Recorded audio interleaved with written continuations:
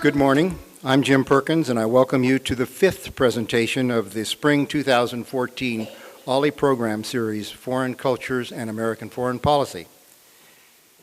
The objective of this Olli program is to inform participants about foreign cultures and how they affect those countries' behavior, and how that knowledge can create an enlightened American foreign policy. I'd like to read to you from the introduction pages of the book Barack Obama by David Maraniss, and I quote, "The past, where the shaping of individuals and of cultures and societies took place, is where many of the most revealing clues to the present and future are found." Our guest today is Professor Robert Fatton. He is the Julia A. Cooper Professor of Government and Foreign Affairs in the Department of Politics at the University of Virginia. Born and raised in Port-au-Prince, Haiti, and now an American citizen, Professor Fatton pursued his education in the mid-1970s in France. He later came to the United States and earned a bachelor's degree from Goshen College, Indiana. He holds master's and doctoral degrees from the University of Notre Dame. After Notre Dame, he was offered a position teaching at the University of Virginia and came here in 1981. The person who offered that job to Professor Fatton and who brought him here to UVA was Dr. Rui Ramazani, who helped me create this program. What a small world. Professor Fatton has served as chair of the Department of Politics from 1997 to 2004. He is the author of several books and a large number of scholarly articles. His latest book is Haiti, Trapped in the Outer Periphery. He is also co-editor with Dr. Ramazani of the books The Future of Liberal Democracy, Thomas Jefferson and the Contemporary World, and Religion, State, and Society. He is the recipient of the 2011 Award for Excellence of the Haitian Studies Association for his commitment and contribution to the emerging field of Haitian studies for close to a quarter of a century now. Please welcome our guest, who will tell us about Haiti and its past, which may reveal some clues as to its present and future, Dr. Robert Fatton.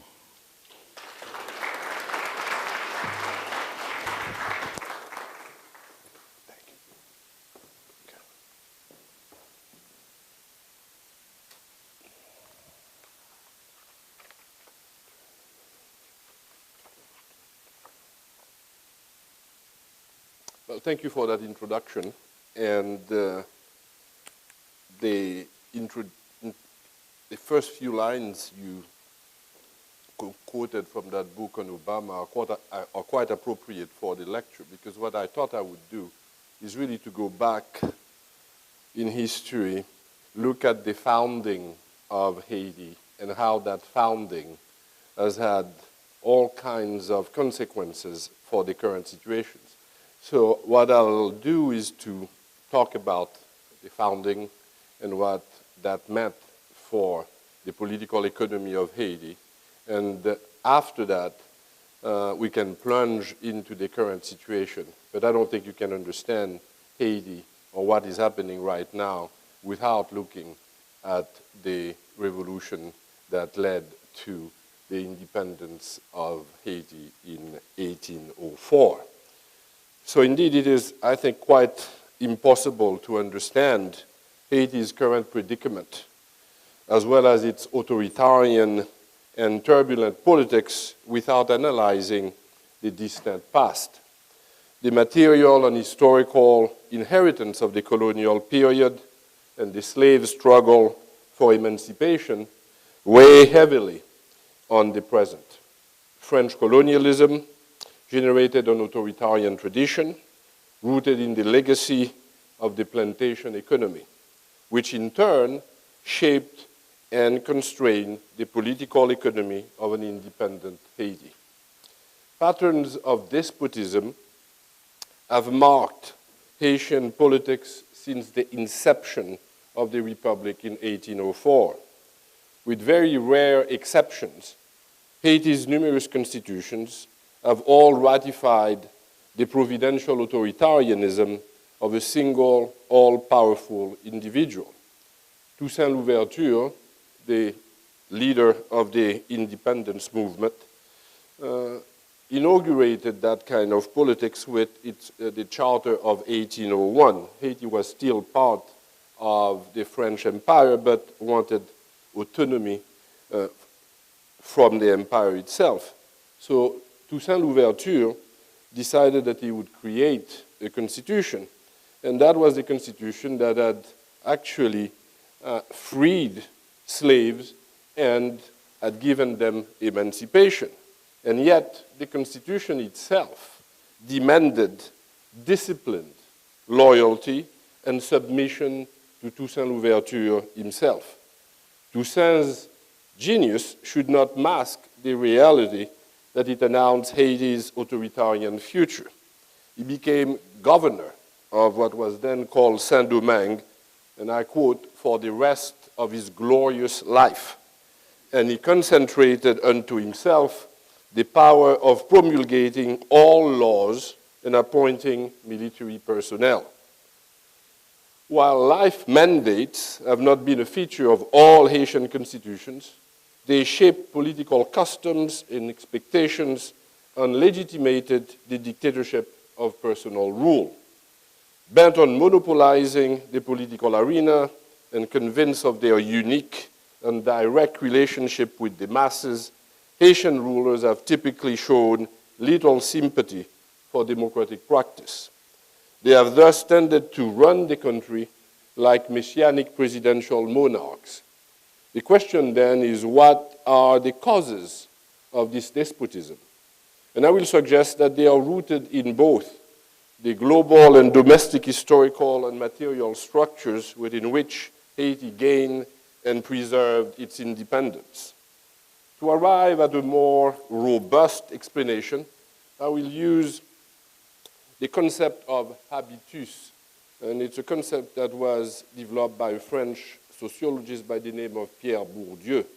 And Bourdieu defines habitus, and I quote, as the system of dispositions acquired through experience that shapes particular types of behavior at particular historical moments. Habitus should not be confused with habit or political culture. It simultaneously structures and is structured by the material environment and the historical realities within which it emanates. And it is grounded indeed in the very political and economic structures of a particular period. And it engenders habit-forming practices and thoughts that correspond to the strategic possibilities that are open to individuals, to rulers, to particular groups and particular classes at a particular historical moment. So the habitus frames the field of what you might call the socially possible, the thinkable, as it were, by generating historically determined expectations about life chances. It is therefore something that limits human action and shapes political predispositions. So what we have in Haiti, I would argue, is an authoritarian habitus. And it is neither the product of some intrinsic messianic attributes nor the result of a preordained submissiveness to loyal followers. Far from being an innate aptitude derived from some sort of African essence or a predilection for domination and blind obedience, it is rooted in a particular historical legacy. And that legacy, in my mind, is the one that the revolution leading to the independence of Haiti generated. And what you have in Haiti is, on the one hand, the idea of an authoritarian habitus, but at the same time, a very free conception of life. In other words, a quest for freedom, which is also embodied in the revolution. After all, Haiti is the only country in the world where you had a successful slave revolution. So the idea of authoritarianism coexists with the reality of that quest for freedom. So if you have an habitus of authoritarianism, you also simultaneously have one that is, in fact, rooted in that quest for freedom and resistance to despotism. So you have, at the same time in the country, aspirations for freedom, for equality, and for universal democratic rights. But those, unfortunately, have coexisted very uneasily with that kind of authoritarian despotic tradition. That despotic traditions, as I've already said, I think is rooted in French colonialism and the violence of the revolutionary struggle for emancipation. Those two things have decisively shaped the Haitian authoritarian tradition. Colonial society was conflict-ridden. It was also a society where you had profound antagonisms between, obviously, slave and master. And then you had all kinds of other divisions, divisions within the white community, division between the blacks, and divisions that are also very clear in terms of the slave community, because you had slaves that had remained in Haiti for a long period of time, and newcomers. And those were also clear divisions. So you had a superimposition of race, class, and within each group, you had a gradation of domination and subordination. And that is the material, as it were, within which the struggle for independence was fought. Now, that struggle for independence was a very violent one. And it's one, obviously, that took place between 1791 and 1804. And that's a period, very clearly, where white supremacy was, in fact, the very stuff of the world system. So it is within that global context that we need to understand the Haitian Revolution. And not surprisingly, the Haitian Revolution disturbed that very global system. After all, you had slaves revolting, gaining their independence, and that was perceived as threatening to the white supremacist system of the time. So the violent revolution for emancipation, culminating in the creation of Haiti as the first black independent republic, met indeed with the unmitigated hostility of white supremacist powers. I mean, the story, for instance, of Jefferson and Haiti is not a pretty one, but I won't go into this in polite company. So the story of foreign intrusions and entanglements in Haiti's internal affairs, it is as old as the Republic. And when we'll talk about the present, we'll see that it's very much part of what we see now in Haiti. So it's a recurring theme of the country's more than 200 years of existence. The world powers have traditionally shown either outright enmity or a less than benign paternalism toward the island.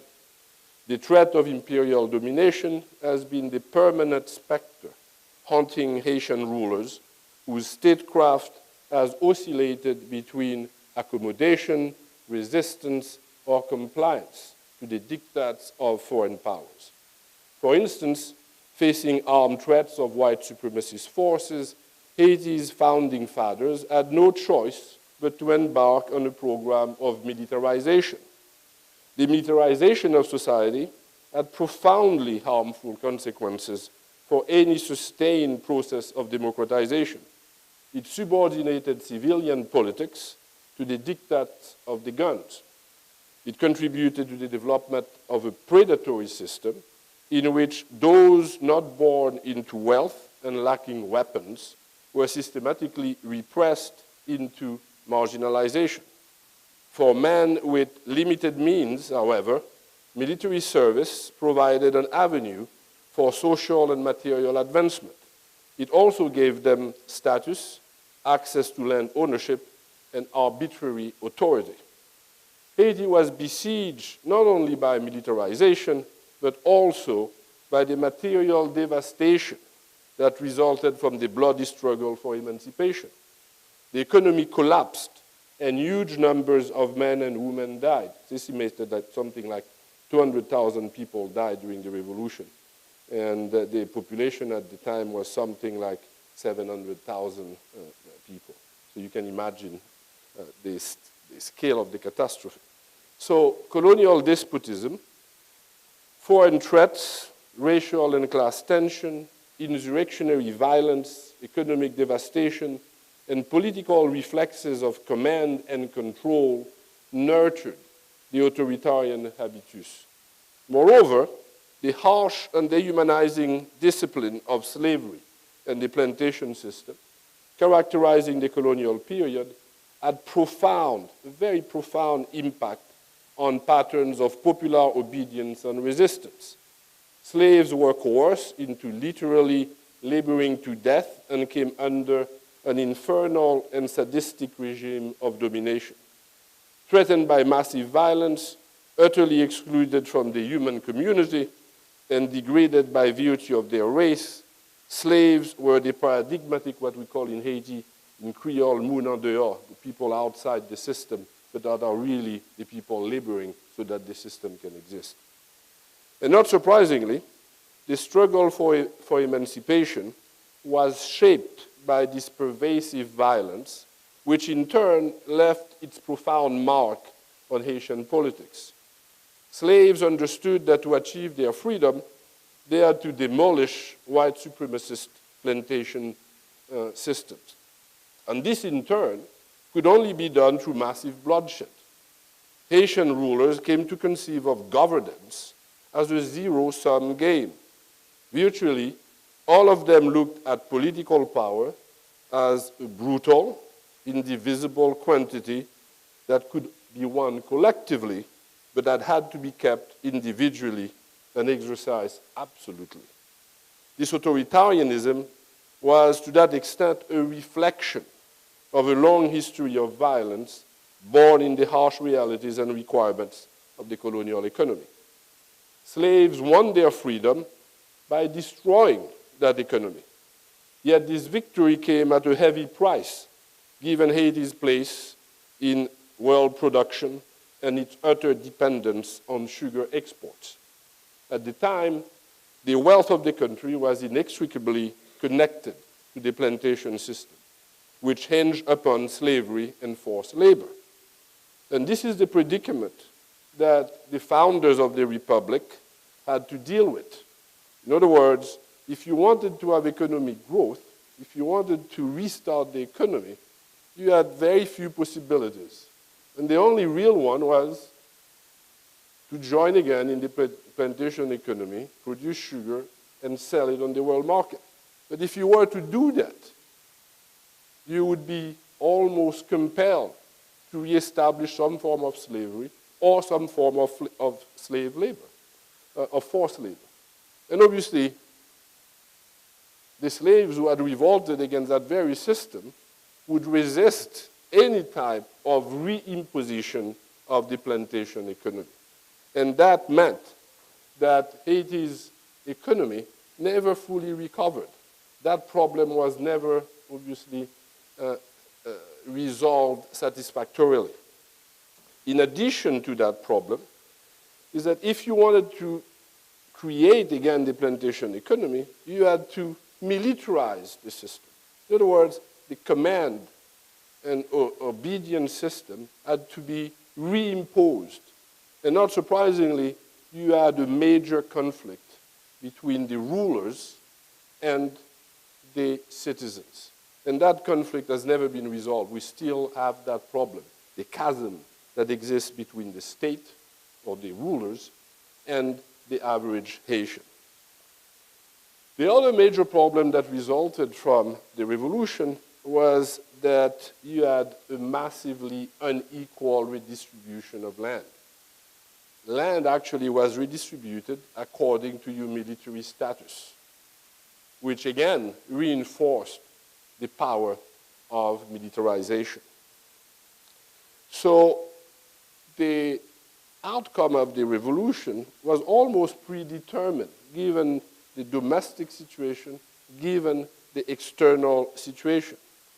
You revitalize, the plantation system. That meant that you needed to reimpose very authoritarian patterns.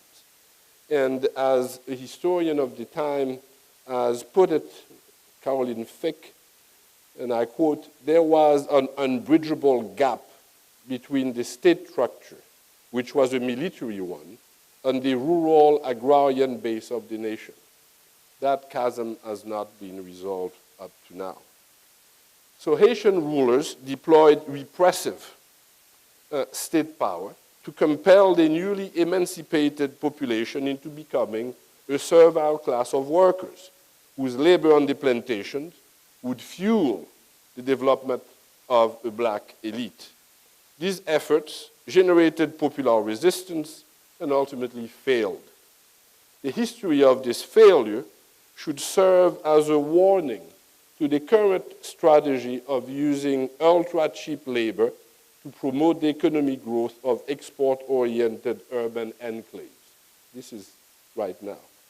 And it embodies the practice of using the state to repress subordinate groups on the one hand and to reward politically connected cronies on the other hand. And this practice is ingrained in the political habits of Haitian rulers.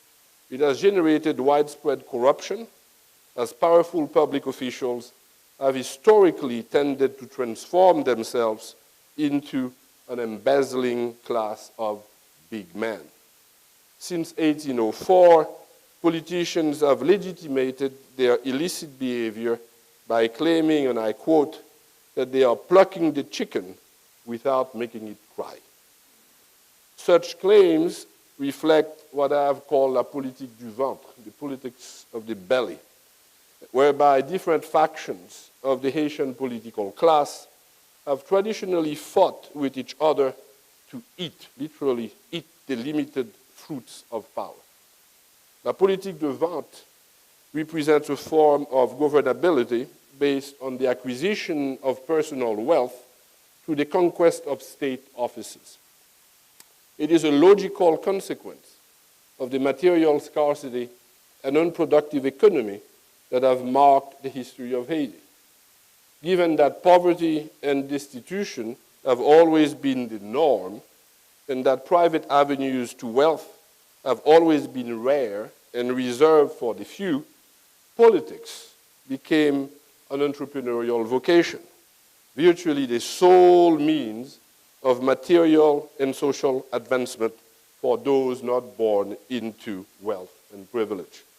And not surprisingly, controlling the state has turned into a zero-sum game, even when the state is extremely weak. It's a zero-sum game.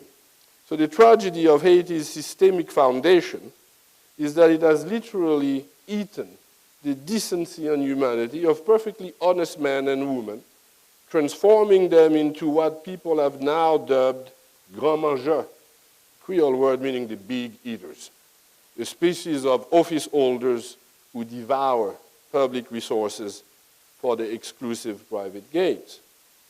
Historically, the Haitian presidential monarch has used state power to extract from the popular masses, in particular the peasantry, the resources required to nourish a kleptocratic political class.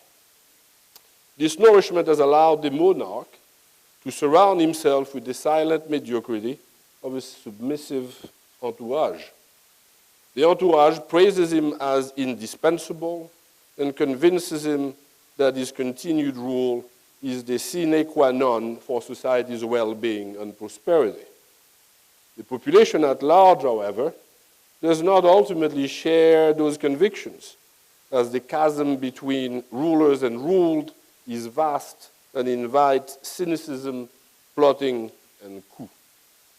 The recurring story of Haitian politics is the ultimate disenchantment of the citizen body with the arbitrary excesses of a leader who once may have enjoyed popular support.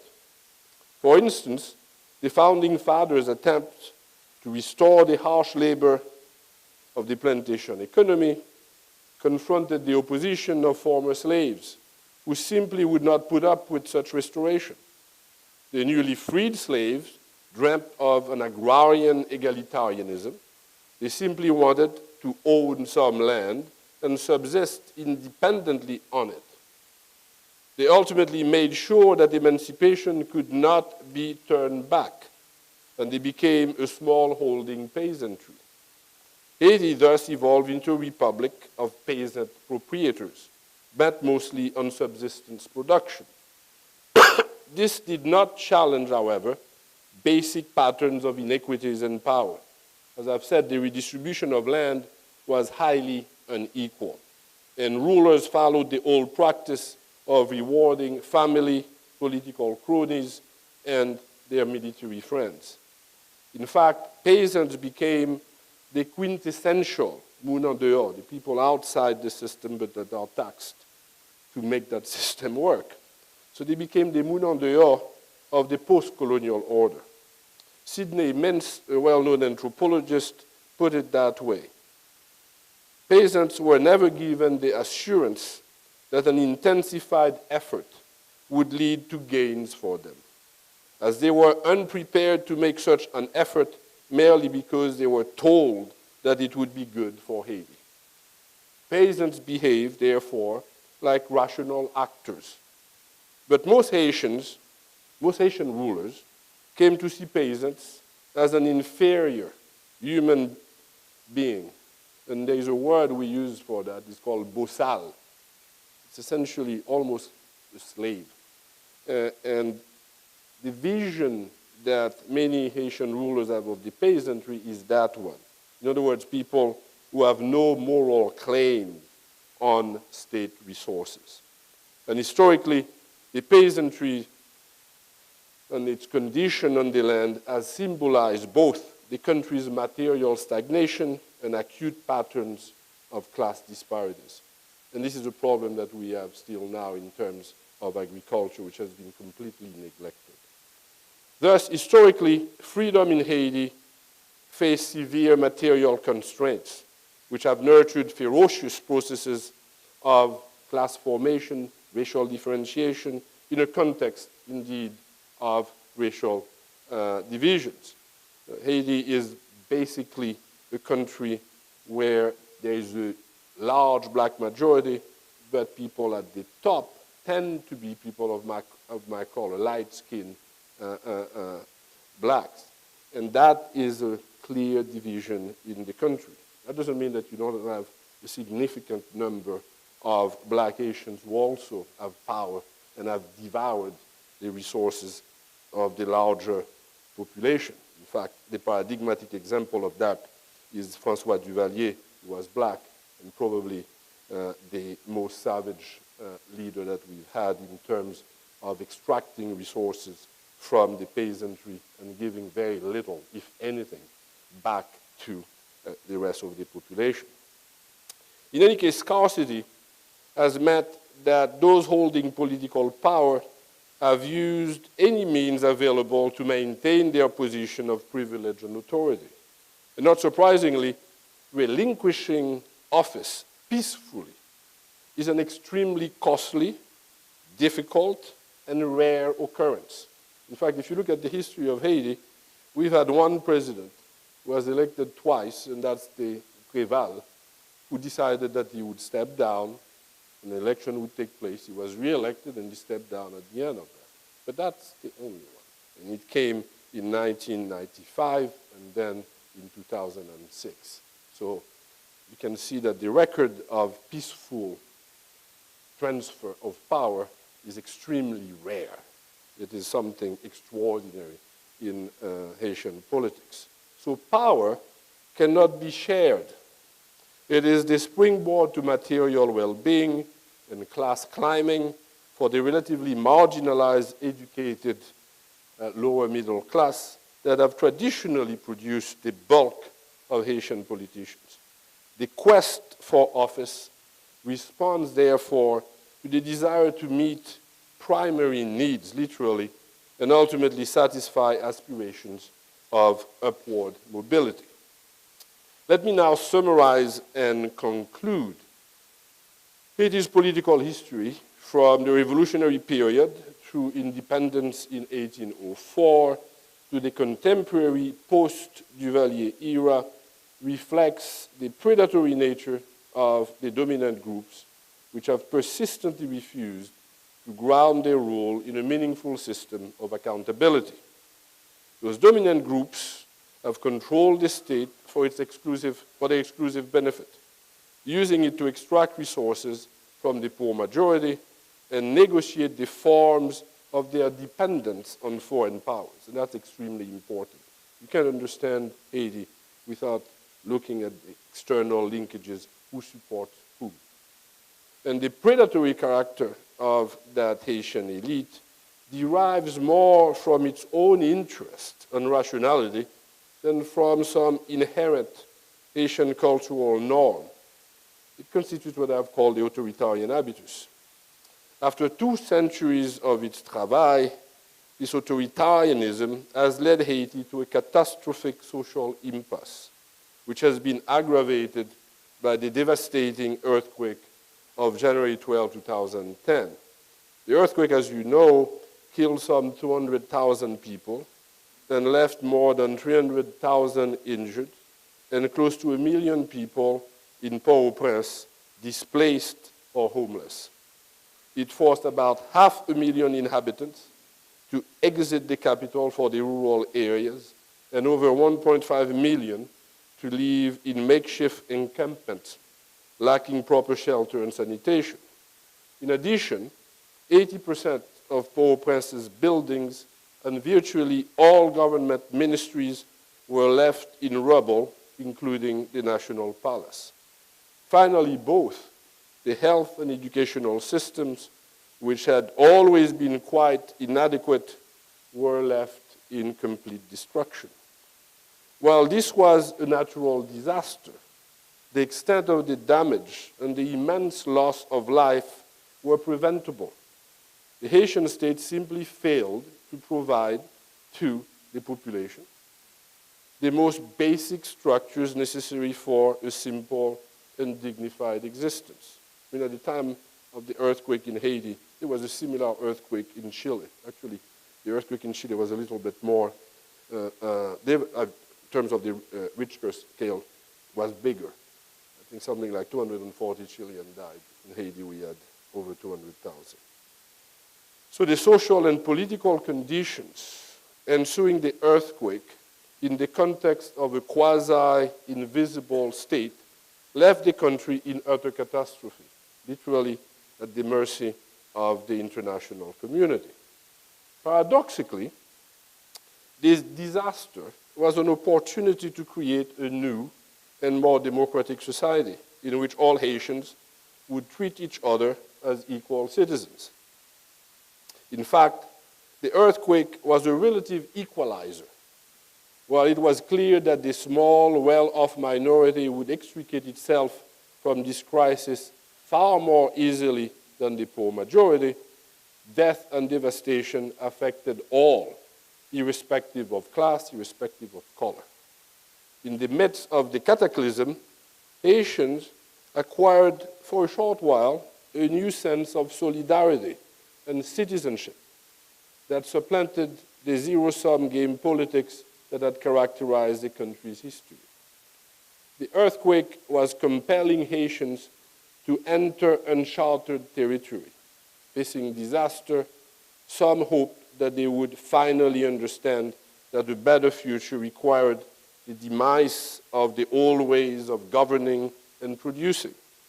The possibility of a more inclusive social pact between the privileged few and the poor majority was thinkable.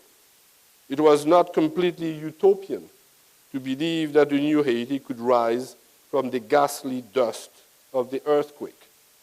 I'm afraid, however, that something more than 3 years after the disaster, these dreams have not materialized. In fact, the deep structures of Haiti have changed little. The country seems to remain in a permanent state of crisis and dependence on outside sources of power and finance. And this should come as no surprise, unfortunately. Haiti's history warns us that material constraints, entrenched political interest, and foreign intrusions weigh heavily against such fundamental change. If the slaves' revolution of Haiti has taught us anything, it is that human actions generate unintended consequences and that the majestic powers of imagination cannot wheel away certain objective, strategic, and material realities. 1804 was the triumph of the dream that emancipation would bring both freedom and well-being simultaneously. It eradicated the barbarism of slavery, but it failed to fulfill its democratic promise. Born in the most constraining and hostile international environment and confronting the devastation of war and extreme material scarcity, the revolution survived, but it became disfigured. These scars, however, should not mask the unprecedented achievement of slaves rising against their masters and winning their emancipation in a world dominated by the utter violence of racism. And yet, the revolution did not soar above those constraining realities of the world economy or the contradictions of the domestic political situation. This is the hard lesson of a glorious revolution. More than 200 years afterwards, Haitians would do well to remember that lesson, lest their new project of reconstruction succumb to similar pitfalls. Thank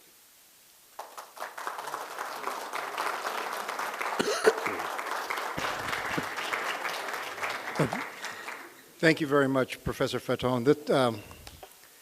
It's a very depressing scene over there, as you've pointed out, and it looks like the opportunity for other governments to pour hundreds of millions of dollars into this post-earthquake disaster has not really resolved or helped the government to get stronger to be able to perform as it should to help the whole economy. I think in our conversations you mentioned that the rural economy is one that is needed, but it sounds like it's a very difficult road to be able to get literacy and the economy in the rural situation up to speed. I would ask you to comment on how that might take place and also how other countries have been directly involved in the helping Haitian government in particular. I know that you had mentioned that a lot of the aid that went to NGO efforts, but not to the government itself. And as I understand, there are a couple of countries that have aided the government directly, which may be more beneficial. Yes. Well, if you look at the flow of assistance to Haiti in the aftermath of the earthquake, it's a very interesting story. Something like $2.5 billion were disbursed for the recovery of the country. Statistics that have been provided by the UN and by the US government show, however, that 99, and those are the numbers, 99% of that 2.5, almost $5 billion, 99% bypassed the government. The government got $25 million. Those are the statistics, $25 million. Most of that money actually circulated never in Haiti because you had to pay for the deployment of the American troops. The French had to do the same thing. So the money, I mean, the American money, as it were, stayed essentially in Arlington, to put it crudely. Most of it. It's estimated that something like 80% of it literally stayed in D.C. Now, the reality, however, is that without that assistance, the consequences of the earthquake would have been even more disastrous. Because you needed water, you needed doctors, etc., etc. So that is welcome, but there are all kinds of unintended consequences of those things. If you provide free water, you provide free food, that means that you are destroying your local agriculture because people are not going to buy food if it's provided freely. And for about 4 to 5 months, that's basically what was happening. Similarly, although that was a necessary thing in terms of the provision of health care that came from the United States, from France, from everywhere, essentially. That meant that the very few remaining hospitals, Haitian hospitals, went bankrupt because they could not compete with free assistance. And they lost their staff because the foreign NGOs that came paid significantly higher salaries to the Haitian people. Now, those are contradictions. Those are unintended effects. But those are the realities. If you look now at the issue of the government, for the past almost 40 years now, the policies of the international financial institutions are based on the idea that you shouldn't give money to the government because the government is corrupt, so therefore we'll bypass the government, we'll give money to NGOs. Now, that is not necessarily a bad idea given the corruption of the government. On the other hand, what you're doing is destroying the capacity of the state to respond to the local population. You are destroying the accountability bond, if you wish, between citizens and rulers. And one of the amazing things that was said in the immediate aftermath of the earthquake was by the Minister of the Interior. He's the fellow who's supposed to be in charge of fixing the country if there is a catastrophe. So they interviewed him, and he said, well, the Haitian government is not in the business of fixing this. This is the business of the NGOs. Now, he was saying something that was very real. The government had no money because everything went and bypassed the government. So you have a problem of a government that is extremely weak in terms of its capacity to formulate policies and implement them. It's kind of a government that is not sovereign over its own territory. Those are the simple realities. And most of the money continues to bypass the government.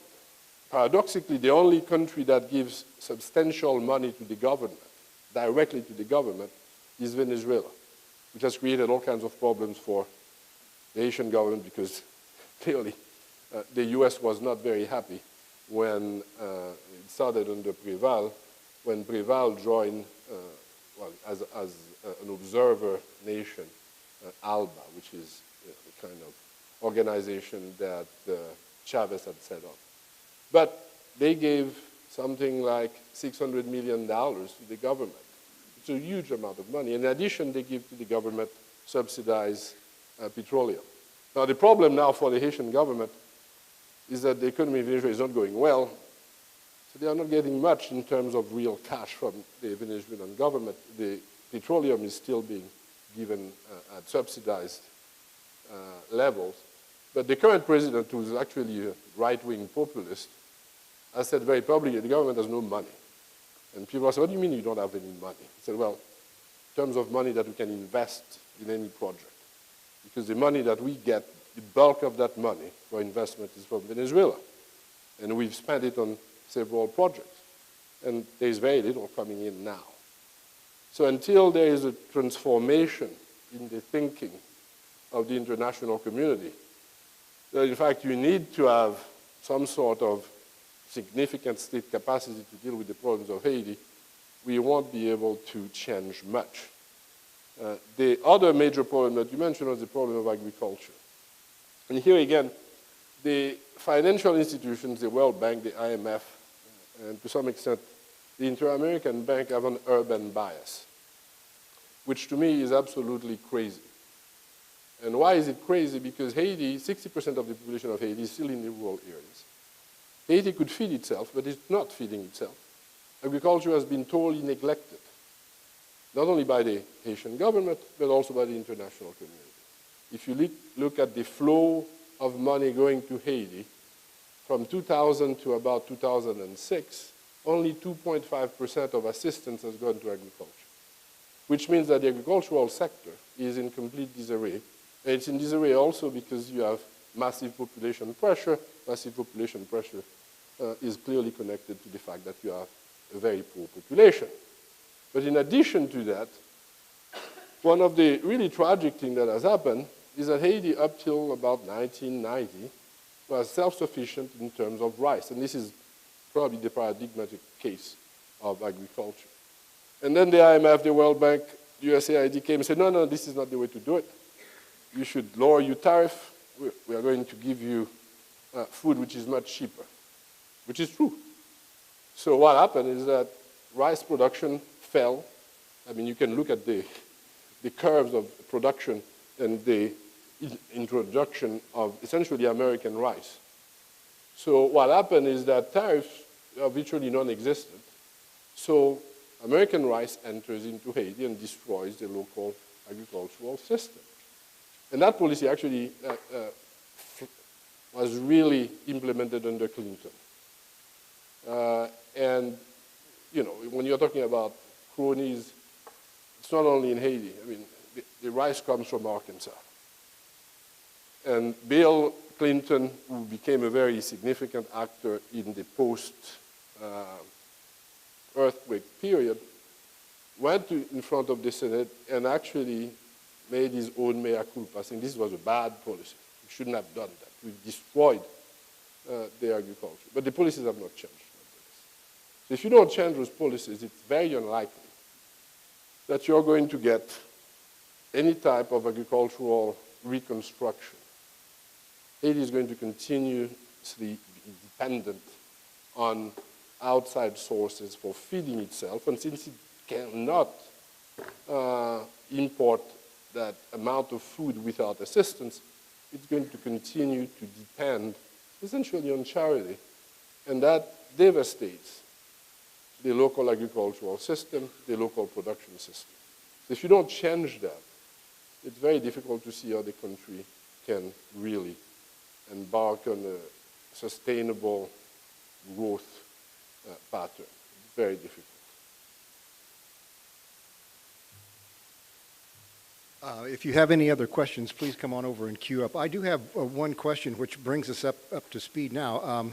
You had mentioned that, Professor, that Bill Clinton and Hillary did their honeymoon in Haiti, and it used to be a popular vacation spot.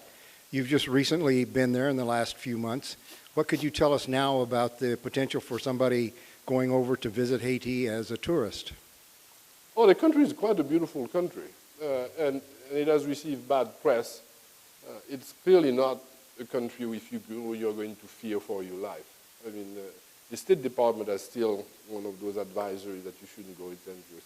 Haiti is not more dangerous than any other country. Well, if you go to certain areas, it can be dangerous, but if you go to New York, in certain areas, it can be dangerous. And actually, in terms of homicide rates, Haiti is paradoxically, the most peaceful country in Central America and the Caribbean.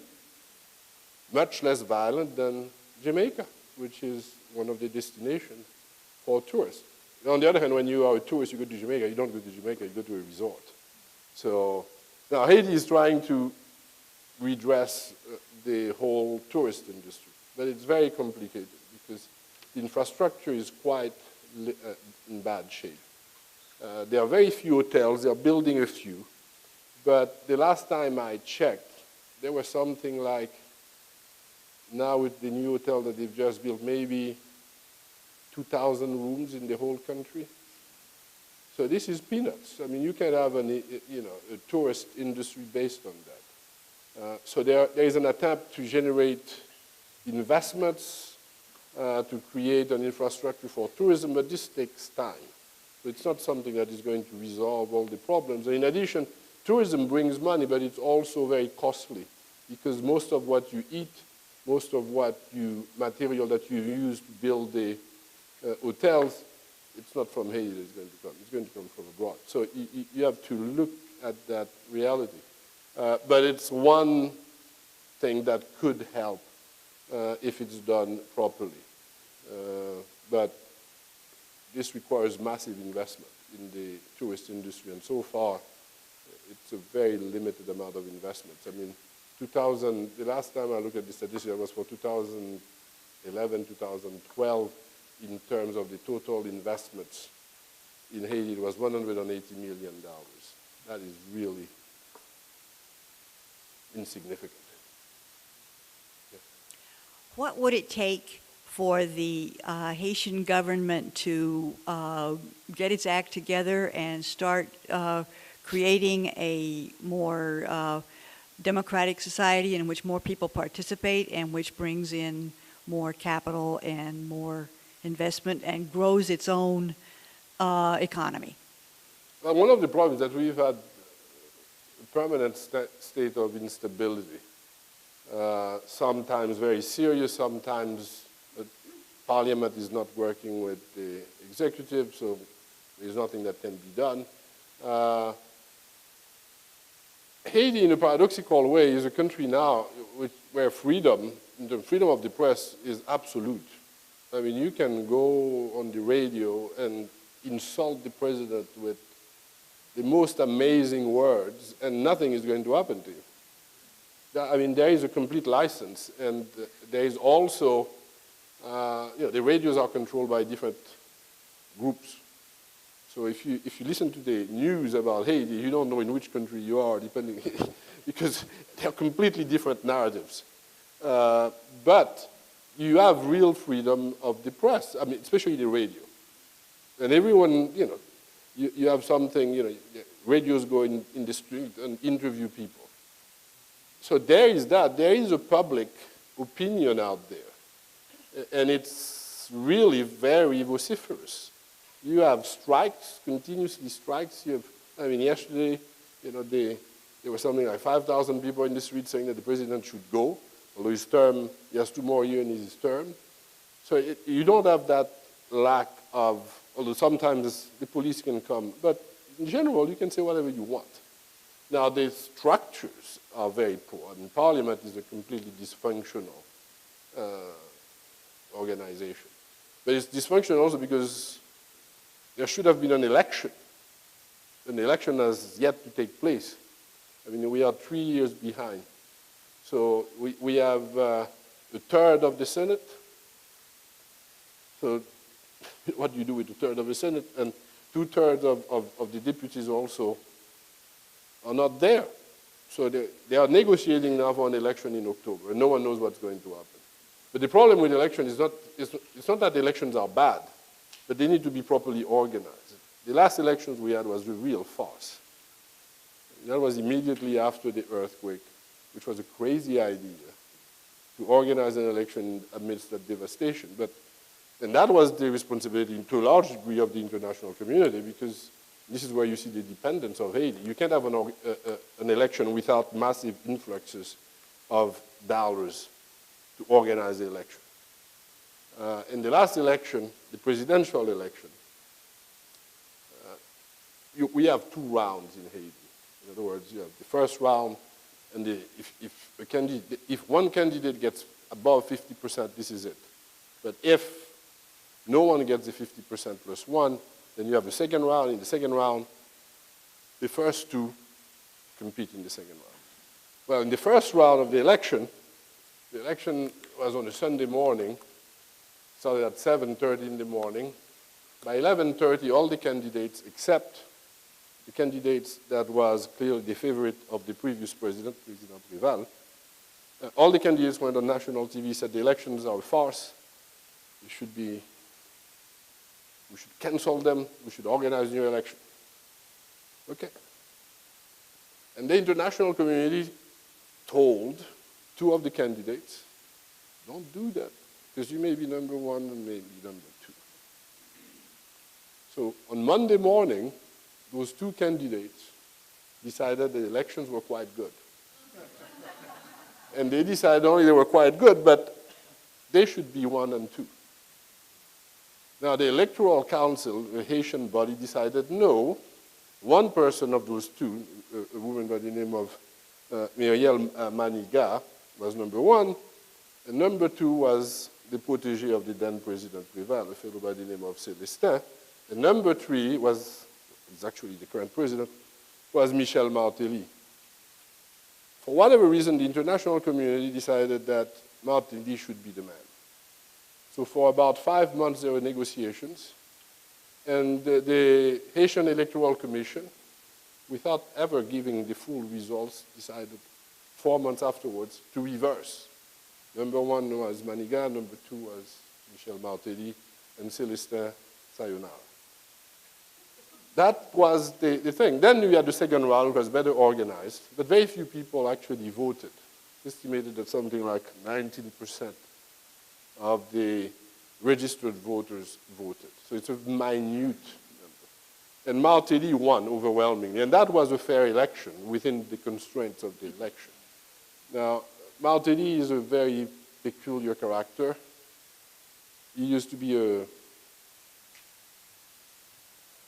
what would be the equivalent here? I don't know. But a singer. He's a very popular singer in Haiti. Had no political past as such. And when he said that he was a candidate, people thought it was a joke. I mean, that fellow president?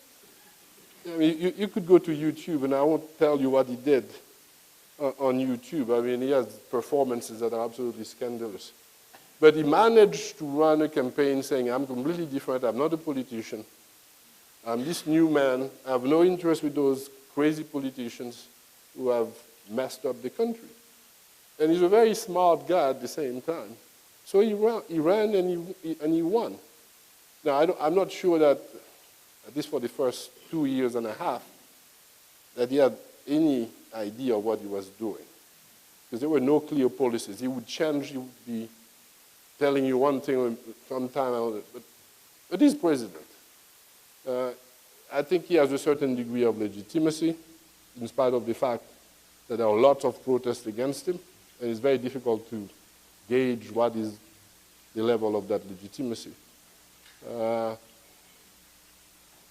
We are supposed to organize new elections, and I fear that if we organize new elections, you're going to have a new crisis.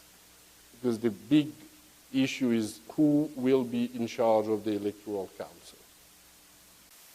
And who is in charge of the Electoral Council would have a very significant impact given given precedent that this is the person who's going to be, or the party which is going to be elected. So we have to have elections for the Senate, elections for the deputies, and municipal elections. So it's difficult to know how this is going to unfold.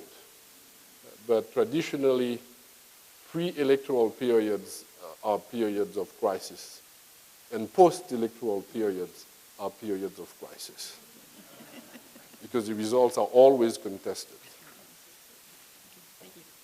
But the weird thing is that it's a crisis that everyone expects. So I don't know if it's kind of the normal. It's a very strange thing. When you live in permanent state of crisis, this is normal. So we know that this is going to be the way it is. Since Haiti and the Dominican Republic share the same island, can you tell us why there seem to be such vast differences between them?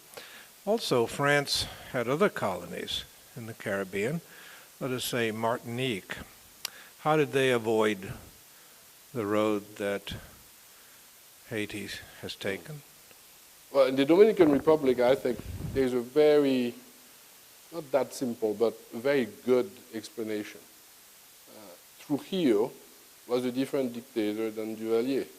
Trujillo stole the money but reinvested it in the Dominican Republic. There was an infrastructure when Trujillo left, when he was no longer the dictator then. Duvalier plundered, and whatever he had went abroad.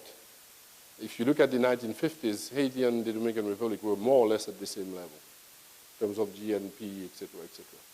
So it happened essentially between 1960 and 1980. And those were the Duvalier years that really contributed to that complete destruction of Haiti. Now, the French colonies never got their independence. I mean, Martinique, Guadeloupe are territories of France. So that's a very different type of association with the French government. And actually, what is interesting is that Toussaint Louverture didn't want independence initially. He wanted a status within the French Empire, but autonomous. And he was afraid that independence would lead to all of the problems that we've talked about.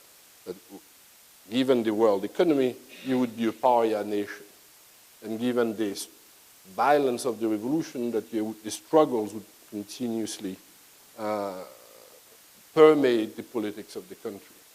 And to a large degree, he was right. This is one of the contradictions of the revolution. It may have occurred too early, given the world economy, given the system that existed at that point. If Haiti had remained autonomous, but the French didn't want that either. So, I mean, they tricked Toussaint. I don't know if you know the story of Toussaint, but Toussaint was captured by the French and he ended up in a castle next to Besançon, the castle de Joux, up in a mountain, and he died there. But he was actually a general in the French army. So he was captured before the Declaration of Independence, and the fact that Napoleon tricked him led to a much more radical break with Dessalines and the others. So, but I think that the difference between the Dominican Republic and Haiti is very much a difference in terms of the type of dictatorship that we had. And also that in the 60s, if you look at the Dominican Republic, there was an American intervention which pumped a lot of money into the Dominican Republic in 64, 65, 66. Haiti's relationship with Duvalier was, well, he's our own bastard, we don't like him, but we're going to prop him up because he's anti-communist. That was the bottom line. And the only thing he got from the United States at that point was money because he voted to expel Cuba from the OAS, so we got an airport. Thank you very much. Thank you, Professor. I'm sorry, I didn't see you. This is a quick question and on a different topic. At one point, Haiti had a very robust cultural scene, and particularly Haitian art. Oh yeah. Where is that now? It's flourishing.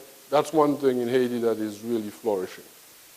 The painters, writers, there is that kind of, I don't know if it's true, but the idea that the more you are in crisis, the more artistic, brilliance is generated. And if you go to Haiti, this is one sector, particularly in painting and writing, absolutely remarkable. So that is something that is really very much part of Haiti. Music too. And it's not an area where there is significant investment. It's just that this is kind of an exit from the realities of life. I really think so. The writers and the painters, I mean, the painting is absolutely spectacular. And all kinds of new paintings, not only the traditional, what used to be called primitif, but all kinds of modern paintings, new genres. That is really vibrant. And anyone who goes to Haiti should go to see those paintings. It's absolutely remarkable. So, yes, and if you read French, there are plenty of Haitian authors and writers that really are great writers. It would seem that there would be enormous opportunity for private enterprise in agriculture in Haiti. What, if any, constraints are there on foreign ownership of land and property? And have countries like China sort of dipped a toe in the water? Well, there are serious problems. When we're talking about agriculture, there is there should be an agrarian reform, but that is a very complicated political business because the titling is confusing, to say the least. And it is very much influenced by political power. So the former President Préval wanted to have an agrarian reform. He was an agronomist. That was his platform. After 6 months, he realized that if I do that, they'll kill me, literally. So we have procrastinated. There has been some changes in the law. So, because it used to be that if you were a foreigner, you could not legally own land in Haiti. Now that has changed. Although there were foreigners that bypassed, but now legally you can do that. It's a very complicated business. I mean, if you look, for instance, at the index of, what is that thing? The World Bank has it. It's an index of how you do business. Haiti, I think, is 142 or 144. So it's complicated, yeah. The bureaucracy is very slow. But on the other hand, given the infrastructure of the country, the realities are that in spite of the slogan that we have now, Haiti is open for business, you got $181 million as a total investment. It's not much. So the problem is that Haiti is competing with other countries that have similar structures. There is a so-called HOPE 2, which is an agreement for exports of apparels, etc., with the United States. Now, I don't think this is going to solve anything in Haiti. We tried that in the late 70s and early 80s, and I think it generated all kinds of perverse patterns.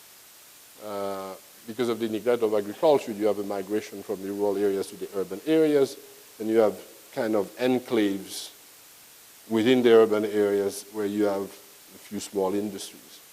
So people left the rural areas thinking they were going to get a job. They don't get a job. At its peak, the small industry created something like 100,000 jobs, not many jobs. But the problem is that Port-au-Prince, which was built for 300,000 people, there's now a population downtown Port-au-Prince probably of 3.5 million people. The infrastructure was the same. I mean, the infrastructure is the same that existed when you only had about 300,000 people. So you have slums, massive slums, huge slums. And they are next to those enclaves. So that's a problem. Now, there has been an attempt to have some biofuels, but that's also very complicated given the titling and some resistance on the part of peasants who don't want their land to be taken. So it's a complicated business. Now, as to the Chinese, here again, it's a complicated relationship. Because Haiti is one of the few countries that still recognizes Taiwan. So they have a very good relationship with Taiwan. Taiwan gives actually a lot of money. Apart from Venezuela, it's one country that gives money straight to the government for roads, things of that sort. Because Haiti is one of the few. But paradoxically, Haiti is, there is a UN detachment in Haiti, so-called MINUSTA, about 10,000 troops. And there's a police contingent. In the police contingent, you have Chinese from Communist China. And in order for MINUSTA to stay in Haiti, the UN Security Council has to vote yes. And obviously China is on there, and they vote yes. So you have Haiti is a very peculiar country in terms of foreign relations. The same thing, extremely good relations with Cuba and Venezuela, even under Martelly, who's a right-wing, but he knows that he needs the petroleum, he needs the money. So, Martelly went to the funeral, he was dressed all in red for Chavez. They had not, it's not the same ideology. He goes to Cuba, he has pictures with, Raul Castro, because the Cubans gave to Haiti health care. The rural areas are essentially in decent, well, I say decent, not on, they survive to a large degree. There are about 500 Cuban doctors in the countryside. So it's a weird thing. I mean, the connections, and Martinique has very good relations with the United States, very good relations with France. So that is one area where there is a certain amount of creativity in terms of Haitian diplomacy. How they do it, I don't know. It's probably because Haiti is so insignificant, to put it bluntly, that who cares if they have good relations with Cuba. There's no danger there, as it were. Well, thank you very much, Professor. It's been informative and interesting. You've given us a lot of food for thought and a very interesting presentation. Thank you very much. Thank you very much.